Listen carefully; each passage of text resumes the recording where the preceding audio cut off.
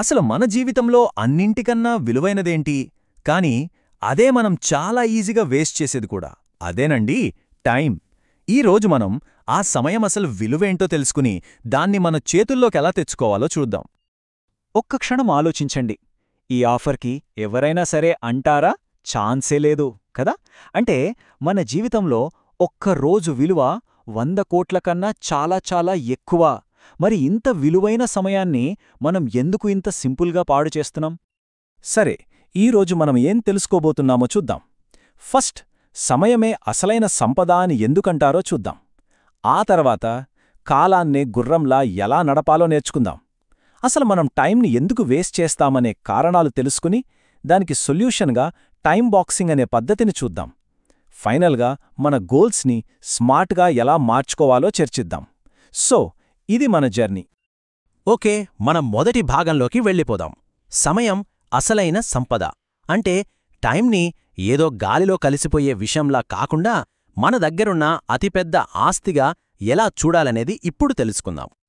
ప్రతిరోజూ ఉదయం మనందరి అకౌంట్లో 86,400 సెకండ్లు డిపాజిట్ అవుతాయి. కానీ దీనికొక కండిషనుంది. ఇది డబ్బులా కాదు, దాచుకోలేం. ఆ రోజుకి ఆ రోజు వాడకపోతే అంతే, మాయమైపోతుంది. ఒక్కసారి ఊహించుకోండి, ఇవి సెకండ్లు కాదు, రూపాయలనుకోండి. అప్పుడు ఒక్క రూపాయైనా వేస్ట్ చేస్తామా? సరే, ఇప్పుడు రెండో విభాగానికి వద్దాం. కాలమనే గుర్రంపై స్వారీ. ఇది చాలా పవర్ఫుల్ మెటఫర్. టైం అనేది ఆగకుండా ముందుకు పరిగెత్తే ఒక గుర్రం లాంటిది. దాన్ని మనం కంట్రోల్ చేసి స్వారీ చేయాలి, లేదంటే అది మనల్ని కింద పడేసి దూసుకుపోతుంది. ఈ ఆయుర్వేద సామెత సరిగ్గా ఇదే చెబుతోంది. టైం ఆగదు, దేనికోసమో ఎవరికోసమో ఆగదు. ఇదొక నాన్ స్టాప్ ఫోర్స్. ఎంత డబ్బు పోసినా ఒక్క సెకను కూడా కొనలేం, ఆపలేం. సో అసలు పాయింట్ ఏంటంటే, ఆ గుర్రాన్ని మనం నడుపుతున్నామా, లేక అది మనల్ని దాటుకొని వెళ్ళిపోతుంటే చూస్తూ ఊరుకుంటున్నామా? ఈ గుర్రం మీద స్వారీ చేయడం అంటే ఏంటో చెప్పడానికి వారన్ బఫెట్ కంటే మంచి ఉదాహరణ దొరకదు. అందరూ ఏమనుకుంటారు? ఆయన డబ్బుని చాలా తెలివిగా ఇన్వెస్ట్ చేశాడని. కాని అసలు నిజమేంటంటే, ఆయన డబ్బు కన్నా ముందు తన సమయాన్ని ఇన్వెస్ట్ చేశాడు. 6 ఏళ్ల వయసు నుంచే. మిగతా పిల్లలంతా ఆడుకుంటుంటే బఫెట్ మాత్రం ఆ కాలమనే గుర్రం మీద కూర్చుని భవిష్యత్తు వైపు పరిగెత్తుతున్నాడు. చూశారా, టైంని సరిగ్గా ఇన్వెస్ట్ చేస్తే ఫలితాలు ఎంత గొప్పగా ఉంటాయో? ఓకే, టైం ఇంత విలువైందని మనకు తెలుసు. అయినా సరే మనం దాన్ని ఎందుకు వేస్ట్ చేస్తాం? ఇప్పుడు మూడో విభాగానికొచ్చాం. ఇక్కడే మనం అసలు కారణాలని తవ్వితీద్దాం. ఎందుకంటే సమస్య ఏంటో తెలిస్తేనే గదా సొల్యూషన్ దొరికేది. టైం వేస్ట్ అవడానికి రెండు పెద్ద కారణాలున్నాయి. ఒకటి, ఎనర్జీ లేకపోవడం. మూడ్ లేదు, ఇంట్రెస్ట్ లేదు అని వాయిదా వేయడం. రెండోది, అసలు ఏం చేయాలో ఒక క్లారిటీ లేకపోవడం. మన ముందు క్లియర్గా గోల్స్ లేనప్పుడు సమయాన్ని ఎక్కడ పెట్టాలో తెలీదు. ఈ రెండూ ఉంటే చాలు, ఆ టైం అనే గుర్రం మనల్ని దాటేసెళ్ళిపోతుంది, అంతే. జూలియస్ సీజర్ చెప్పాడనే అంటారీ మాటనే. ఒక దేశాన్ని నాశనం చేయాలంటే వాళ్ల యువతకి చౌకబారు వినోదాన్నే ఇవ్వండి చాలు అని. ఇది ఎంత నిజమో చూడండి. ఇది పరధ్యానం అంటే డిస్ట్రాక్షన్ ఎంత ప్రమాదకరమో చెప్తుంది. ఒకప్పుడు రోమన్లు ప్రజల్ని కంట్రోల్ చేయటానికి సర్కస్లు వాడేవాళ్లు.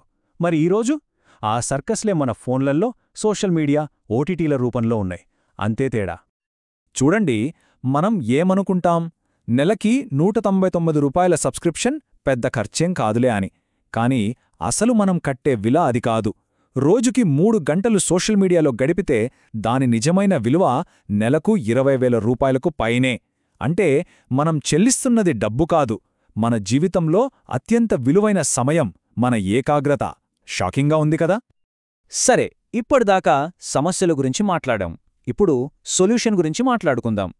ఇదే మన 4వ విభాగం, టైం బాక్సింగ్ పద్ధతి. ఇది ఏదో చిన్న టెక్నిక్ కాదు, ప్రపంచంలోనే సక్సెస్ఫుల్ పీపుల్ వాడేది. హార్వర్డ్ లాంటి చోట్ల రీసెర్చ్ చేసి చెప్పింది అదే టైం బాక్సింగ్. మనందరం ఏం చేస్తాం, ఒక టు డూ లిస్ట్ రాసుకుంటాం. కానీ అందులో ఏది ముందు చేయాలో, దేనికి ఎంత టైం పడుతుందో ఏమీ ఉండదు, అంతా కన్ఫ్యూజన్. కానీ ఈ కొత్త పద్ధతి టైం బాక్సింగ్ అలా కాదు. ఇక్కడ ప్రతి పనికి మన క్యాలెండర్లో ఒక ఫిక్స్డ్ టైం స్లాట్ ఇస్తాం. లిస్ట్ రాయడం వేరు, ఆ పనికి టైం కేటాయించి షెడ్యూల్ చేయడం వేరు. షెడ్యూల్ చేస్తేనే అది నిజంగా పూర్తవుతుంది. ఇది చెయ్యటం చాలా చాలా సింపుల్. 3 స్టెప్స్. నంబర్ 1, లిస్ట్ రాయటం ఆపేయండి. నంబర్ 2, మీ ఫోన్లోనో కంప్యూటర్లోనో క్యాలెండర్ ఓపెన్ చేయండి. నంబర్ 3, మీ సమయాన్ని ప్యాక్ చేయండి. చిన్న పని పెద్ద పని ఏదైనా సరే ప్రతి దానికి ఒక టైం స్లాట్ ఇచ్చేయండి. గుర్తుంచుకోండి, టైం దొరకదు, దాన్ని మనం పనులతో ప్యాక్ చేసుకోవాలి. ఓకే, టైం బాక్సింగ్ బాగుంది. క్యాలెండర్లో టైం బ్లాక్ చేశాం. కానీ ఆ బాక్స్లో ఏం పెట్టాలి? అక్కడే మన 5వ విభాగానికొస్తున్నాం. మన లక్ష్యాలని స్మార్ట్గా మార్చడం. మనం పెట్టే లక్ష్యాలు కూడా స్మార్ట్గా, క్లియర్గా ఉంటేనే టైం బాక్సింగ్ పనిచేస్తుంది. దానికోసమే ఈ స్మార్ట్ ఫ్రేమ్వర్క్. స్మార్ట్లో ఎస్ అంటే స్పెసిఫిక్. అంటే మన లక్ష్యం చాలా స్పష్టంగా ఉండాలి. ట్రిప్ వెళ్ళాలి అనడం వేరు, గోవా వెళ్ళి ఈ 3 బీచ్లు చూడాలి అని అనుకోవడం వేరు. ఎంత స్పెసిఫిక్గా ఉంటే మన బ్రెయిన్కి అంత క్లారిటీ ఉంటుంది. ఎం అంటే మెజరబుల్. అంటే మన ప్రోగ్రెస్ని కొలవగలగాలి.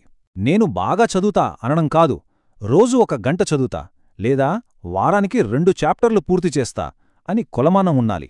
మనం ఎంత దూరం వచ్చామో తెలిస్తేనే కదా ముందుకెళ్లడానికి మోటివేషన్ వస్తుంది. ఏ అంటే అచీవబుల్. అంటే మన లక్ష్యం సాధించేలా ఉండాలి.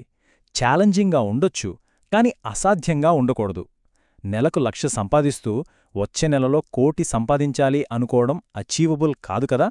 అలాంటి గోల్స్ పెట్టుకుంటే మొదట్లోనే నీరసపడిపోతాం. ఇక ఆర్ అంటే రెలవెంట్. ఇది బహుశా అన్నింటికన్నా ముఖ్యం. మనం చేసే పని మనకు నిజంగా ముఖ్యమవ్వాలి, మన వాల్యూస్కి కనెక్ట్ అవ్వాలి. లేదంటే మన మోటివేషన్ కొద్ది రోజులకే ఆవిరైపోతుంది. అదెలా ఉంటుందంటే, కొన్నిసార్లు కుక్క కారు వెనకాల పిచ్చిగా పరిగెత్తుతుంది. కారు ఆగగానే దానికి అర్థం కాదు, అసలేం దీని వెనకెందుకు పరిగెట్టాను అని. మన గోల్స్ మనకు రెలవెంట్గా లేకపోతే మన పరిస్థితి అంతే.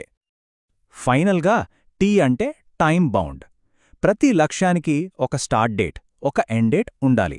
డెడ్ లైన్ ఉంటేనే అర్జెన్సీ వస్తుంది, వాయిదా వేసే అలవాటు పోతుంది. గుర్తుంచుకోండి, డెడ్ లైన్ లేని లక్ష్యం ఒక కోరిక మాత్రమే, లక్ష్యం కాదు. అందుకే అంటారు, ఇంట్లో మీ క్యాలెండర్ని మీరు రూల్ చేస్తే బయట ప్రపంచాన్ని మీరే రూల్ చేస్తారు అని. ఎంత నిజమో కదా. మీ గంటల్ని, మీ రోజుల్ని మీరు కంట్రోల్ చేయగలిగితే మీ భవిష్యత్తుని, మీ విధిని కూడా మీరే కంట్రోల్ చేయగలరు. సరే, ఈ మొత్తం చర్చ తరువాత చివరిగా ఒక ప్రశ్న. మీ నెక్స్ట్ 30 నిమిషాలు, వాటి విలువేంటి? ఆ టైంని ఏదో సోషల్ మీడియా స్క్రోల్ చేస్తూ వేస్ట్ చేస్తారా, లేక మీ లక్ష్యం వైపు ఒక్క అడుగు ముందుకు వేయడానికి వాడుకుంటారా? ఎంపిక మీ చేతుల్లోనే ఉంది. ఈ క్షణం నుంచే మీ సమయాన్ని పాలించడం మొదలుపెట్టండి.